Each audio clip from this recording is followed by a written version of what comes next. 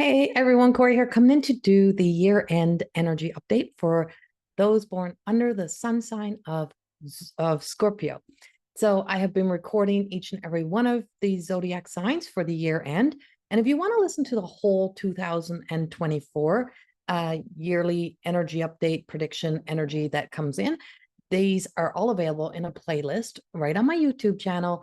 And you can go listen to the Scorpio sun sign. And if you also want to listen to your moon and your ascendant, go listen. If you want to cross watch for someone else, go listen. You never know the messages that may be hidden in disguise for you to, if you're feeling the call to look into one of the other videos. I do ask that if you like these videos, please hit the thumbs up. It does help the videos get known rather than just listening and then clicking out. And please subscribe. If you love these videos and you want to know more, please subscribe and hit the notification button, and you'll get all the notifications of when you'll get a notification of when there is a new video being posted. I post on a weekly basis. I post all the weekly energy updates and so much more that comes out. And there's a lot of playlists here that you can also check out with meditations and previous videos. Don't be afraid to look around. Please remember, these do not replace any medical psychological advice that you've been given. These are to be taken as entertainment only. So now for my Scorpio energy. And what you're here to really truly do in this lifetime is to be able to transform life, to be able to transform through, to make life a living art of your creation, to transform, to overcome the things that have once been an issue in life, or the old character traits of believing the old aspects of who and what you thought you should be, and even what maybe you thought a Scorpio energy should be, because you're so much more than just your sun sign. There's more to you. There's your moon, there's your ascendant, there's your north node, your south node. There's so many aspects about yourself that you are here to discover. It is so easy for my Scorpio energy to be short-sighted, to be able to only focus on one thing, one person, one friend, one partnership, and get lost in losing people or disconnecting from people, because it's feels like a little bit of a loner kind of energy. I got to do it alone. I can't have more than one thing of love in my life. I can't love this and love that. So there is some obsessive energy. And so you're here to overcome the obsession energy, to create collections, to create a collective life, to live a more collective life, to allow different things and people and experiences to really, truly make your life colorful, to live it in a more colorful way instead of a straight line way, that I don't have to be so perfect. I don't have to just like this or like that. I don't just have to be so laser focused on this or that. I can do this and I can do that, and I can be this and I can be that. And I can like this at one time and then like something else. I can change my mind. And it's very hard for Scorpio energy to sometimes change their minds once you are laser focused. So that's really coming up. Now, you are a fixed water sign. And so because you're a fixed water sign, that's where the fixed energy comes in. And so it's like being the pond that doesn't go anywhere sometimes. And so there is this element of stubbornness that comes in here, or being serious and not being able to let go and just have fun and those type of things as well. Now, what else was I really picking up around here? Okay, so I was picking up being this, and this being the year end, this is a time of endings, but you're also in a very strong time of really truly seeing things through. So there is aspects of this year has had you seeing endings. So it could be a death of a loved one. It could be a change in a family dynamics. It could be an end of a career, retirement, or changing jobs, but there's an end. Now, you are very associated to the death card. Scorpio does attach to the death card. Now, why is Scorpio attached to the death card? Well, we could say because a Scorpio can be a sting of a Scorpio can be death. But the death card speaks about finally being able to be at peace or make peace. The death card really truly holds the embodiment of a peace, because when people leave this earth, they're at peace. It is the people left behind that are not at peace, that it's hard for them to find peace. Well, that's the same thing when you leave collateral damage. So when you sting someone, when you get that anger, and you just kind of walk away, or you ignore the other people in your life, or you ignore the things in your life, you let things die. So you may let friendships die, you may let relationships die, you may let things that you love die, you may kind of just walk away, and it's almost as if you can shut yourself down, just say that's done. But over here is you leave behind this collateral damage that you don't think you leave behind. And so this is in this year end is for you to be able to walk back in to the places and the people that you often maybe wonder about, but you don't connect to, or being able to really truly make amends, or to let things and people come back into your life that you may have shut out, that may not have been able to stay in your life, that you may have gotten caught up in that move forward. Now, I do see this sense of I do see this sense of in this year, and this is a like a really good time to really truly take the hurt and being able to transform it back into something that is more compassionate. So if you have been going through something of where you may have been the cause to somebody's hurt, that you may start to be able to find a way to also be a light, or to be of service, or whatever it is. Or you may finally find some sort of relief in that journey.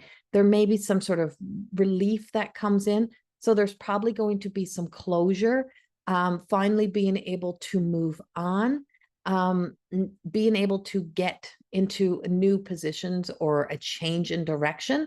Those type of things are coming up. I am picking up schooling. So for some of my Scorpio energies, this is where life has been your school, or life is really schooling you right now, or you're preparing to go into school, preparing to take a new path, to take a new direction. If you've been thinking about for a long time, taking a course, going back to school, and you've been on the fence, this may be the time when you just say yes.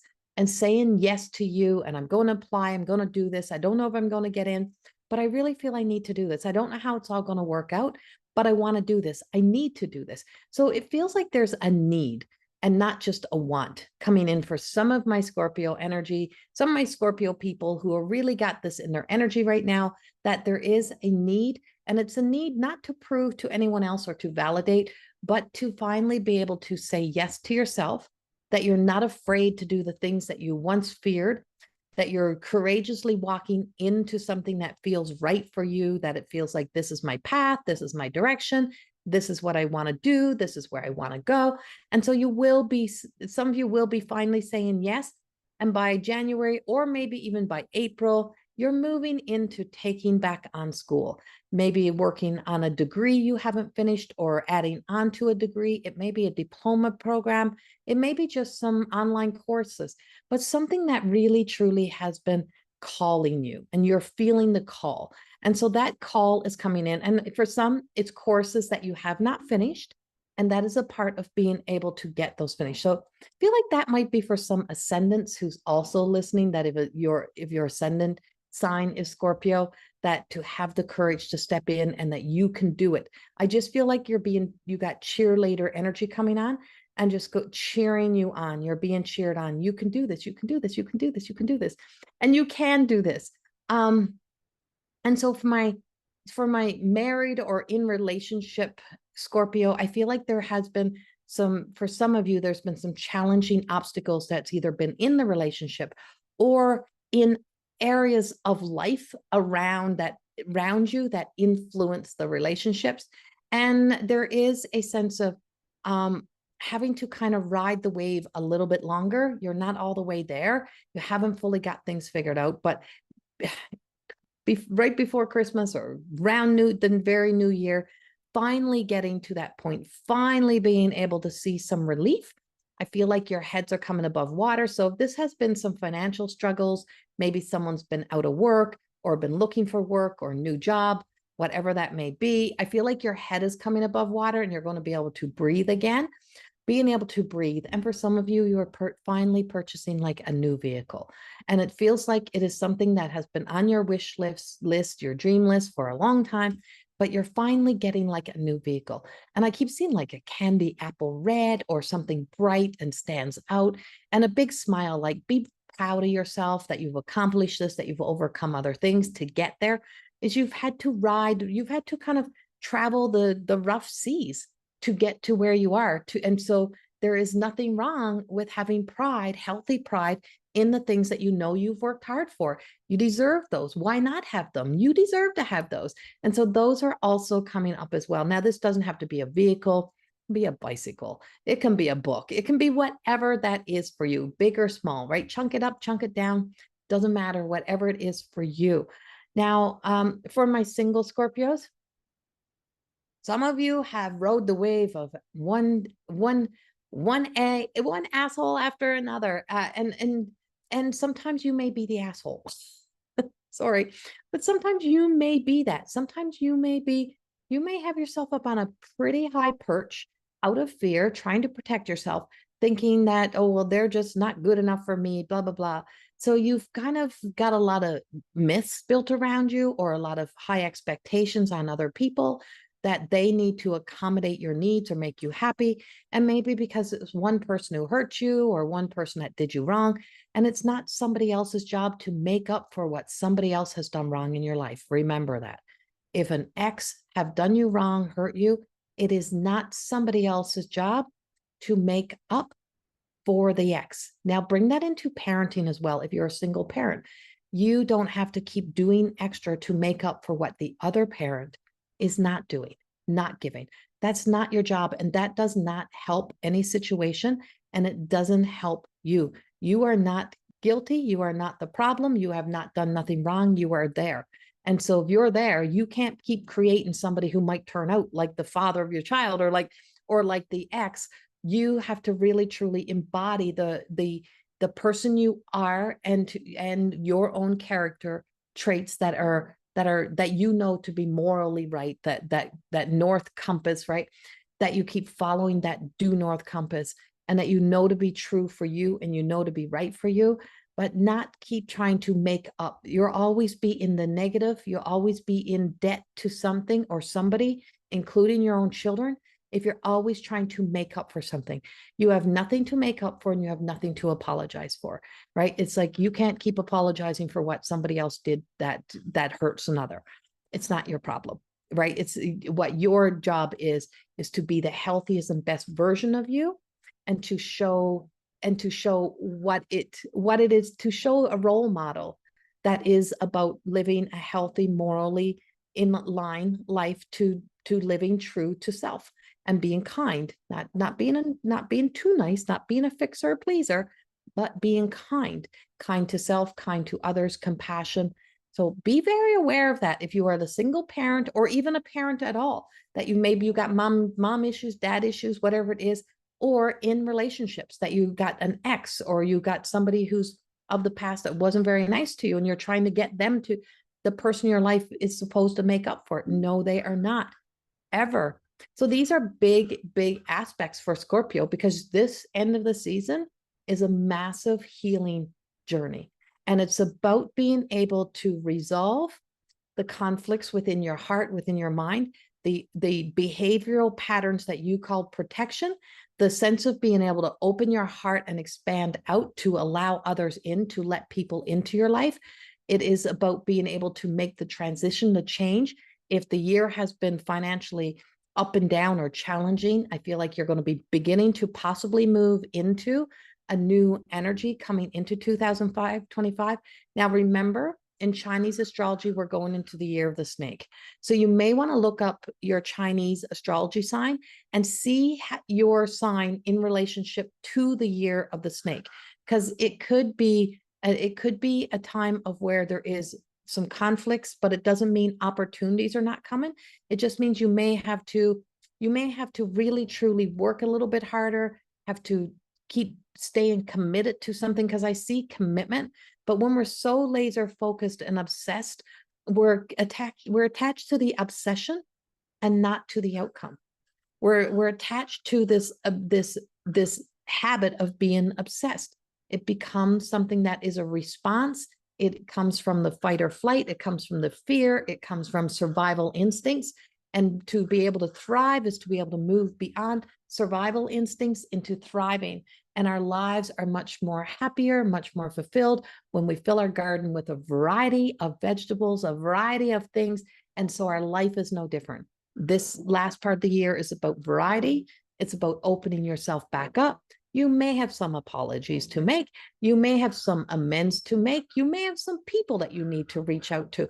You may need to be the one saying, you know what, I'm so sorry that I've ignored you. I'm so sorry that I've been so obsessed over here, but I want to try to be the best version of myself, the evolved version of myself.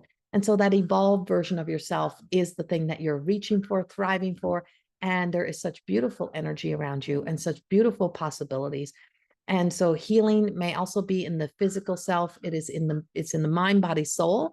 So in the physical body, I am picking up, if you're female, some female issues, maybe lower spine, the female organs, those type of things that may need some real true clearing, detox, healing work, maybe old relationships that you have stored energy in those areas that need to be resolved. It may be something of a past that where you have taken out your anger on your own feminine energy. And I'm going to really specify this because this feels very specific. I feel like for some women that you have blamed your female self and yourself, you've been the person you have tortured the most in your own thoughts and minds is yourself. And so there is some deep-seated healing in your feminine energy that really truly needs to now, that you need to sit with, to acknowledge, to be with, to be present with. And for my masculine energy, I'm going to say that I feel as if there is things such as, you know, if you're getting to that point in life of prostate and colon and those type of things, you know, get your regular checks, dude. And I'm not your doctor. I'm not any of those things. These are just energies that are coming through. Really, or if you have Scorpio in your life, if you have a Scorpio in your life and they're being very stubborn, but they're having complications or they're having issues, they need to look at those things. Self-care, self-love is self-care often requires us to care for the physical self by really looking at the things that were invisible that became visible, that they became an attachment to the body, and energetic attachments or energetic threads. So cutting the cords, releasing, surrendering, and really allowing ourselves to be set free as you move forward into 2025. So it is a time of great healing. It's a great time of acknowledgement. And it's a great time to really dive deep inward and look at the sense of obsession, look at a sense of, you know, it may be walking through the grief journey, and you know, you may have been trying to be too tough, too strong, and haven't given yourself the opportunity to heal through grief. It may be time to look at, how do I make peace with the things that I have, the graveyard of people and beautiful things I have just let die because I didn't water it. I didn't nurture it. I didn't water my plants. I didn't water, nurture, and love the people in my life. And I just let things die. And this is a season and time to really, I know we're coming into fall and winter, but it is a time to really look at it on a metaphoric level, like house plants. If you say you keep letting a house plant die, there may be something more symbolic to that, to, you know, what you get so focused on that you can't pay attention to multiple things at one time. And maybe you need to start paying attention to more than one thing at once. That is your message. And I hope in some way this resonates with you. Please subscribe if you like these videos. I have a course starting on the 18th, on the full moon tomorrow. And today also we're in the lunar eclipse and the full moon energy. And this one is in Pisces. So we're in a water sign. So if you're listening to this today, this may really, truly resonate and hit home with you. And if it doesn't, then it's not for you. That's okay. It's a collective energy. But also go listen to your moon or your ascendant. You never know where you're going to find something that really resonates with you, or go listen to the whole 2024 for the Scorpio. I send you so much love. Have a beautiful, beautiful rest of the year. Bye-bye.